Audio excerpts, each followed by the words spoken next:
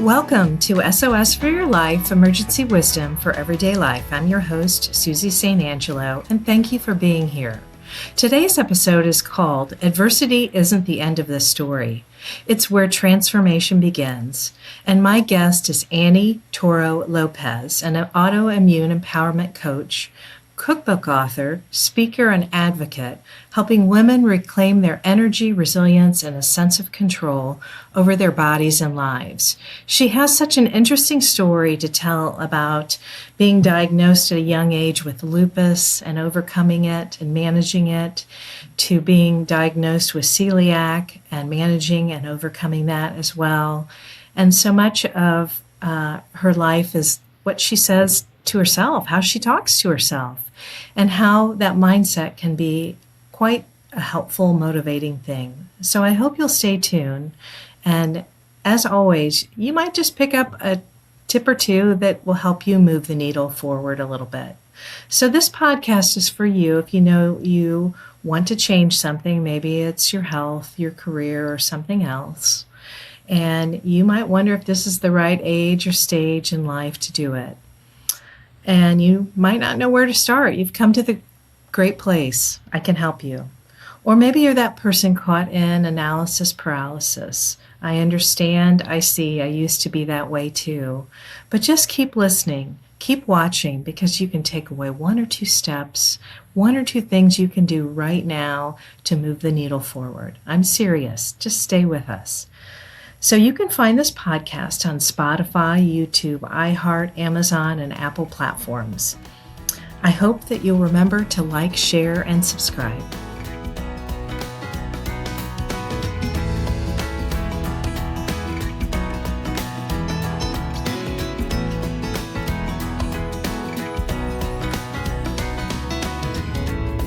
Now let's get into today's conversation and meet my guest, Annie Toro Lopez. Hi, Annie. Susie, thank you so much for having me here. I've been enjoying your podcast. I appreciate your topics and the way that it helps people.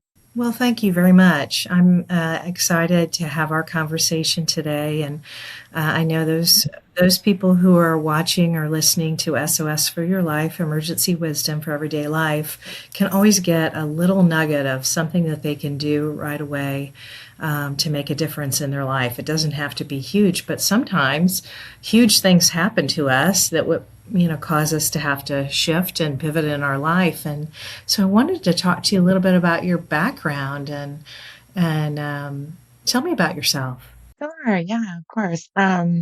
I was raised in agricultural America, so in Nebraska. I literally grew up on horseback, wrangling cattle, doing driving cattle over land, all of that. And also with a deep appreciation for the production of food and its role obviously in our everyday lives, right? So I didn't so it always kind of came back to that, right?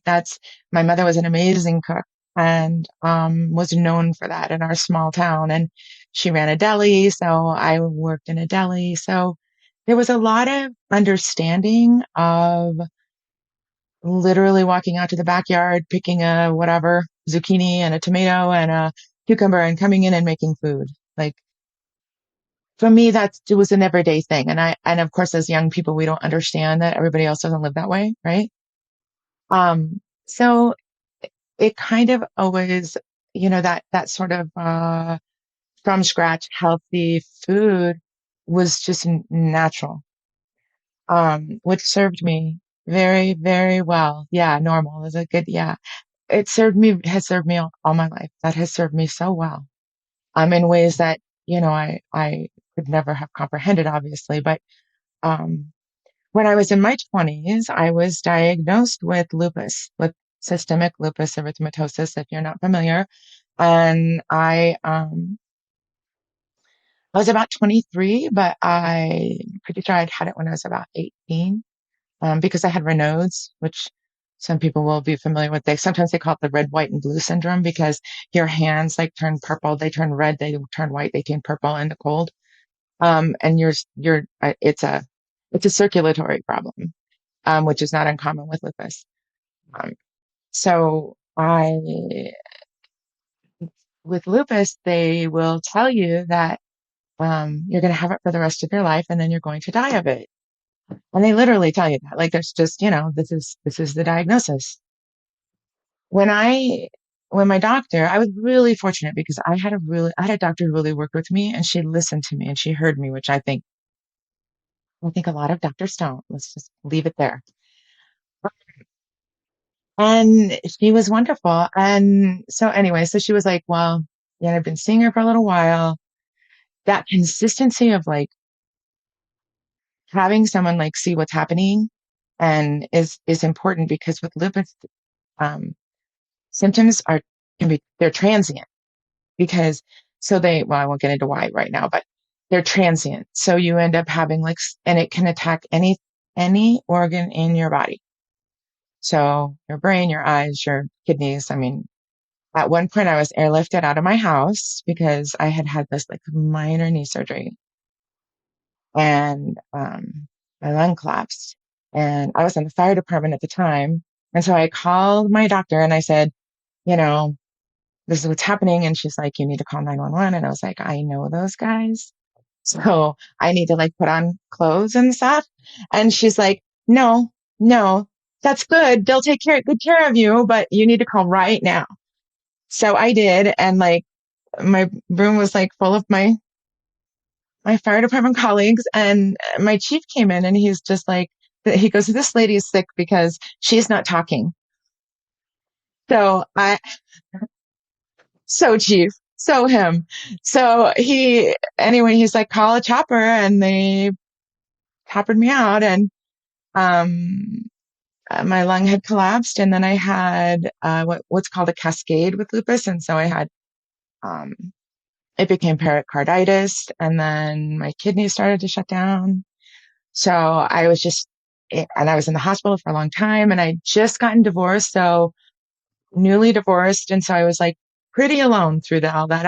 I don't have family here. All my family is back east. So, um, so that was an ordeal. And I think that was part of this like, and with lupus, it's so, it's complicated. It's not a simple thing. And, people like to be able to swallow a pill and say, I'm all better, right? Like I want to swallow this pill and I want to be better. Which I understand because let me tell you, like lupus is hard to live with. It's terrible. It sucks. You know, and so I get that. Um, what I found was that it wasn't simple. And there were, for me, it was a combination of therapy where I learned to take care of myself and love myself enough to like self nurture and to eat well and to not like suppress my feelings with food and the things that we do. And I learned, so that led to a desire to be better to myself and to learn about myself and to learn what's happening in my body, right? That's the question. You're like, why is my body attacking itself? Right. So May I stop you there go and ahead. ask Yes, of course, a question? Susie. Yeah, please. So you live on land and you're eating what's grown on the land, and then you find out you have lupus. Had you gone through a period where you weren't eating well, that you weren't eating as well as you were growing up? Definitely like what I had learned and such. Yeah, definitely. And that's part of it, it's part of it, but and I did like come back to what I needed to come back to and, changed a lot of it too was like managing my stress, right? Can't be overstated, right? We all know that. We all know that, but it's like, and stress is inevitable. Everybody has stress, but learning to manage that, learning to move, that from the inside out, through movement, through dance, through, you can, shaking your body like a dog, like that will actually move stress out of your body. My number one choice was always dance. because it's so joyful. And I'm a musician. And so that for me was like, that was always the best way to move stress out of my body. I'm going to, I'll dance. Um, so yeah, that's part of it. But yes, to answer your question, to get back to your actual question, yes, I mean, I had also learned that I was disordered eating. So I had disordered eating. I was bulimic. So, and a lot of this, so let me just go backwards here. A lot of this was rooted, what I learned through therapy, right? I was actually fortunate because after I had my son, like I cried for like months, right? Like it was so hard, as so many of us do and don't talk about. And I was really fortunate because my obstetrician had a PA who said, maybe therapy would help you because sometimes, sometimes when we have children, it can bring up feelings or things from the past. And so she gave me the name of an amazing therapist. I'm so always thankful for Carolyn. And I, dealt with, so I had been stalked and raped when I was 10 years old. And then when I was 11, my my best friend, who was the only person I had told, she was my neighbor. So she would like walk me home, and she was shot and killed by her brother accidentally.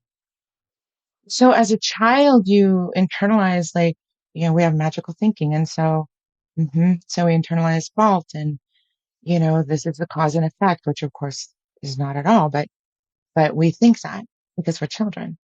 So therapy really helped me with that. And so a lot of the my disorders at that point, and again, I'm in my 20s, right? Like I'm like 25, 26, um, just facing these things and just dealing with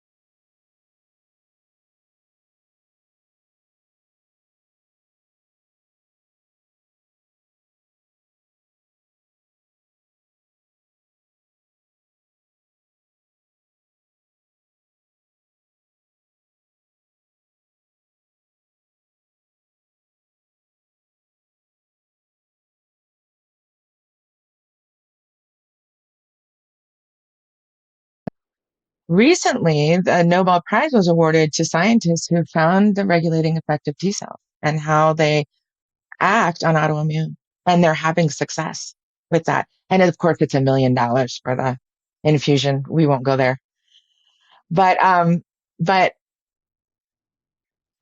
in my mind, so I was a horsewoman, right? Like I grew up on horseback.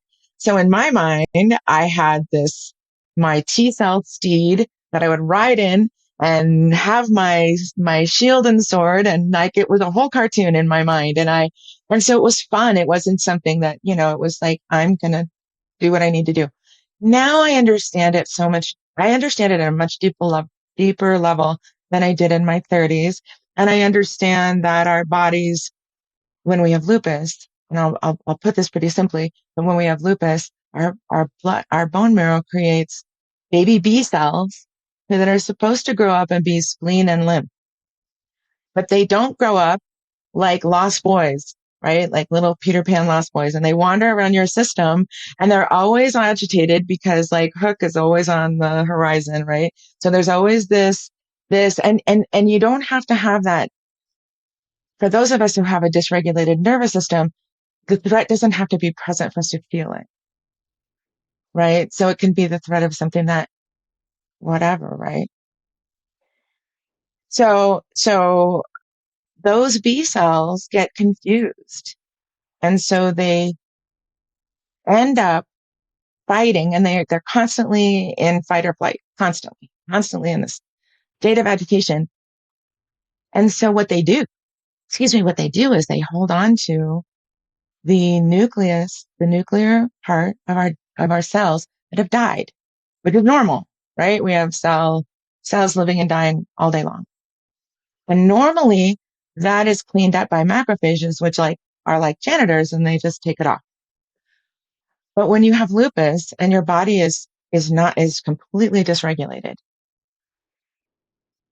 they are confused, and the cells never go through the lymph system. They never get training, which is what the lymph system does.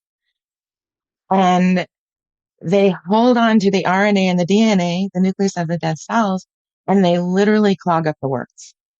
Like, they get stuck in places like your skin. And so you get rashes and they're large enough to really clog things up, which is one of the reasons we have kidneys involvement. So this was something that learning this, like really understanding at the cellular level what's actually happening in our bodies, was unlocked so many things for me personally. Yeah. So I was able to really understand and really say, look, so I would literally have conversations with my immune system.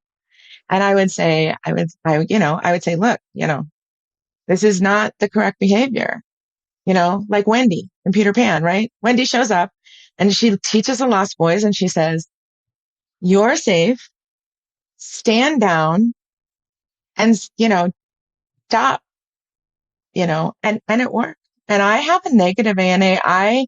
They'll tell you cannot have a negative ANA because which stands for anti-nuclear antibody. Um, Antibodies live in your body because that's their job, right? They go through training in the spleen and they say, okay, you take care of this and you take care of this. And when you have lupus and your antibodies haven't gone through any training, then, being able to talk, like literally have a soothing conversation with myself and say, you know, so my ANA has been negative for 21 years. I am completely symptom free. I do not have an antibody in my body at all. It is zero. And I went from an off the charts ANA. I remember when my doctor walked in the door and he was like, whoa. And yeah, and it's zero. And it's been zero for 20 years. I'm completely symptom free. My blood work, other than my genetic things, I can't, are perfect. My labs are great, you know, and I eat what I I buy vegetables at the grocery store. Like I buy meat and vegetables. I'm really addicted to spices though. My spice cabinets are bursting. Hmm. So, my goodness, it just goes to show you, never say you can't, Right? Isn't that the truth? because anything is possible. And I think the mindset, your Oh, mindset so much. is so much of health, not just emotional health, not just mental health, but physical health as well. And I've heard it too with even cancer patients. I haven't interviewed anyone with cancer, but I have obviously, I know people who have, who are in remission and have done major work at different levels, you know, not only to clean their diet, but to clean their mind and to meditate and to do other things that keep their, I want to say, their homeostasis calm. And your story, frankly, is relatable because I was having, I little did I know when I left my career, I was burnt out in my career, my health, and my marriage, but I had adrenal fatigue, and it was only diagnosed through a functional medicine provider because the traditional provider doesn't acknowledge that. They see the symptoms of all of it, which combined is really adrenal fatigue, but they treat, all the individual symptoms. And it certainly took me a long time, and it was a combination of my environment, my lifestyle, and my diet. So I think that's certainly similar to yours. And I needed to be in a calmer environment, and I needed to not put my body through so much punishment doing cardiovascular exercise. Yes. Yes. You know what Eastern medicine says, right? You only have so many heartbeats. Keep them calm. Like I meditate. I do yoga every morning. I have an inflatable hot tub in my unfinished basement. And then I hung shower curtains all around it with like all botanicals that are all beautiful. And then I have a tree shower curtain actually that I always think looks like a dendrite.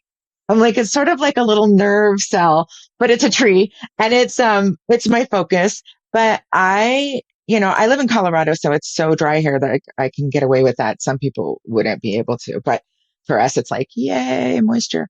But, yeah, it's an amazing, and you don't have to have that set up, but it is good to have a space that's for you and that it has that, the energy that you want to infuse into that space because I think that matters. Well, I agree, and what I've learned too, and I was going through it when I just turned 50, and I just turned 60 last month. So, for me, what I was doing in my 20s, 30s, and 40s was not what I should be doing in my 50s and beyond. My body literally needed to heal from that and to heal from it. And it sounds like your body was also in a healing process. Now take me forward from this moment that you have, you know, done all this miracle work. It's not. It's hard work, but Yeah, I hear you. It's things that people say can't be done. People right. will tell you that it can't be done. I love proving people wrong. In a way, Me too. it's kind of fun and it's a challenge for me. I love that. And so you have lupus. So you're recovering from lupus. Now tell me what happens next. God, so well, actually I went to school, went back to school, third try, graduated, top of my class. I was the Metro Alumni Scholar, which was awesome. And then I taught middle school for 10 years.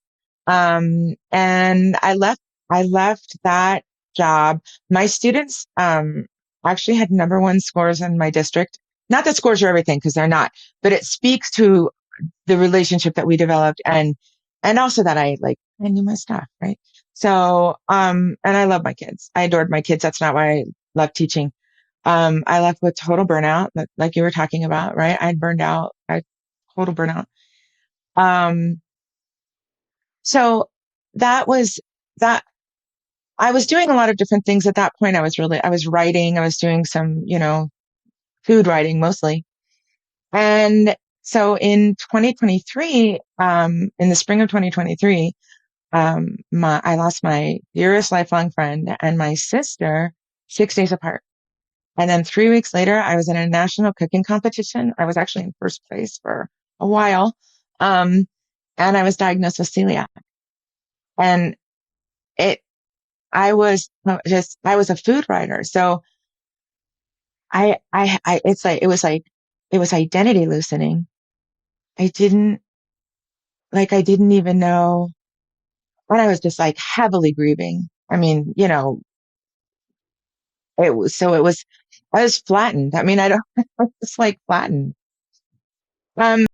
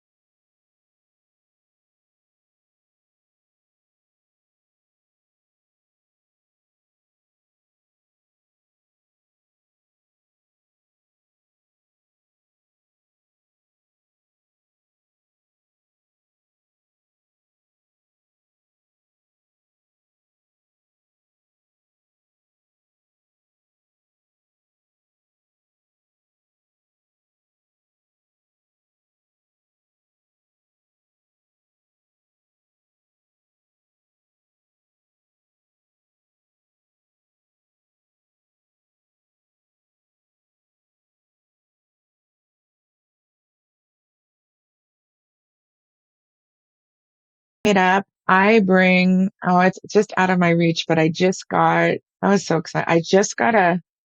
I love dinosaurs, if you can tell. So I just got a dinosaur lunchbox that I take.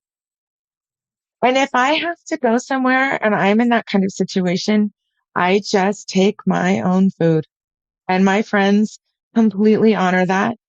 And, when we go with my group, um, we're very careful. I mean, one of our group members is vegan, and someone else has dairy, and so we really try to consider everybody. I will say we're really fortunate here in Colorado because there's we're always considered like one of the fittest states.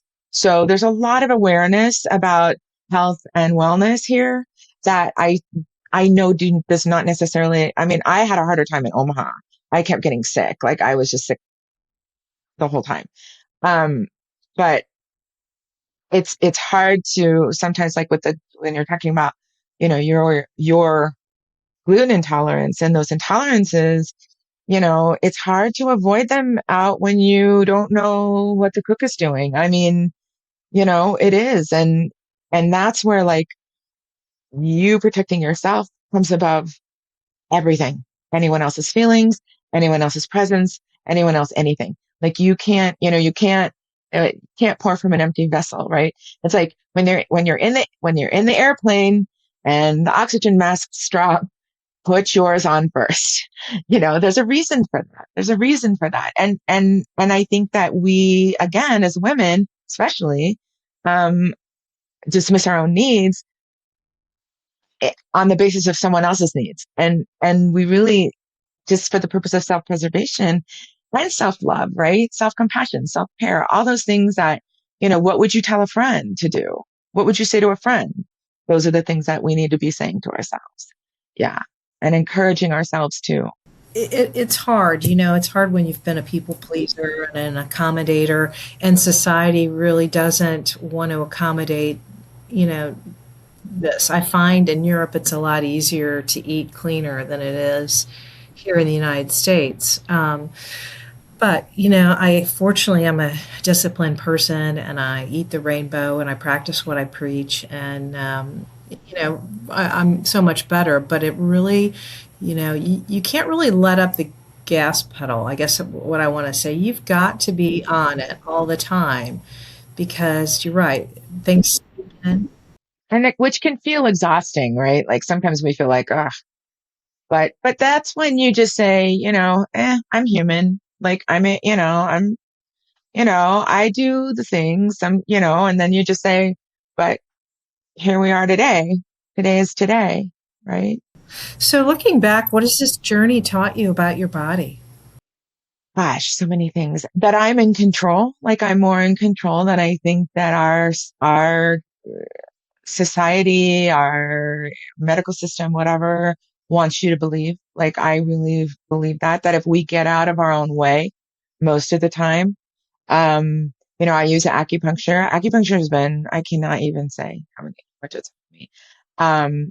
Speaking of getting out of your own way, right? Like that's sort of what acupuncture does, is it clears and opens. So, and I'm not an expert at all. I'm just kind of, but, saying what I understand. But yeah, I think, giving us pills, giving us all these, it's like, here, take this pill. I've asked people, I'm like, when you are diagnosed with, now celiac is different because it's a diet based, so that's different.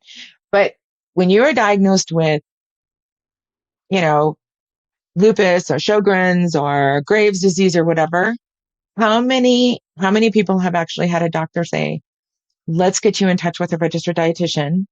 Let's do a lifestyle evaluation. No, they say, here, take this pill that's super toxic. And it's causing this and this. Well, take this and pill to alleviate the symptoms of the other pill. I remember when I first, and again, I'm not a doctor, I'm not giving medical advice, and I was lucky I had a doctor who listened to me. So I was very fortunate in that. But I did wean myself off of Auburn.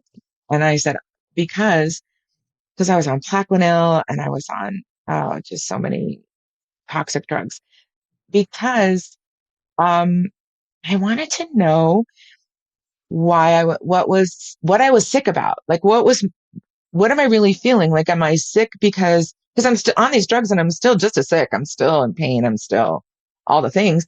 And I'm like, what, what is my body doing? Because I don't know what my body's doing because I have all these drugs in my system that are also have side effects, right? So are also making me sick. So yeah, I literally, I literally went off of all of it. So again, I'm not giving medical advice in any way, shape, or form. I am only telling you what I did and what worked for me. But that was that listening to your body. So, Annie, for someone who is listening or watching who's struggling with their health, where would you suggest they begin?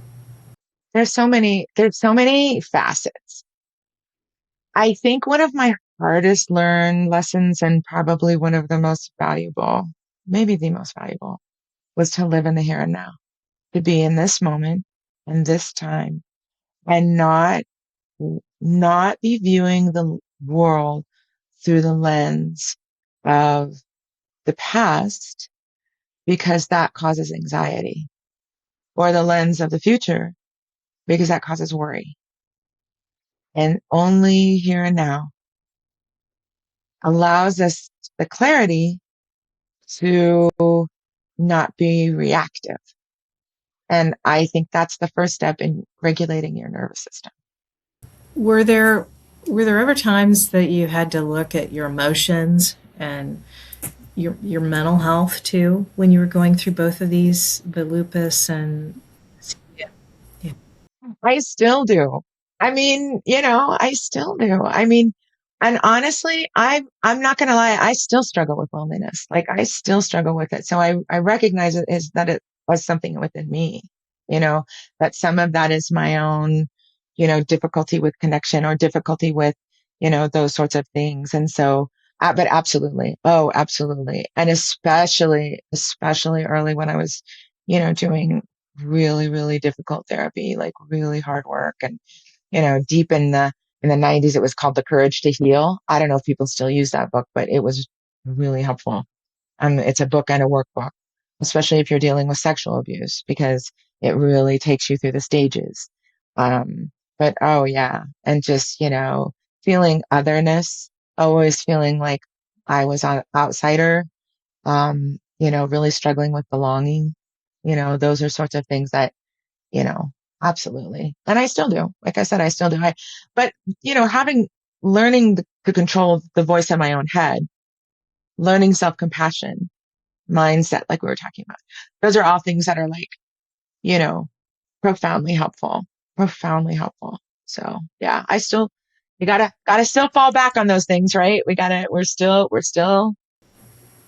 You do, but you should also take time to pat yourself on the back and say, you know what, look how far I've come and look what I've overcome.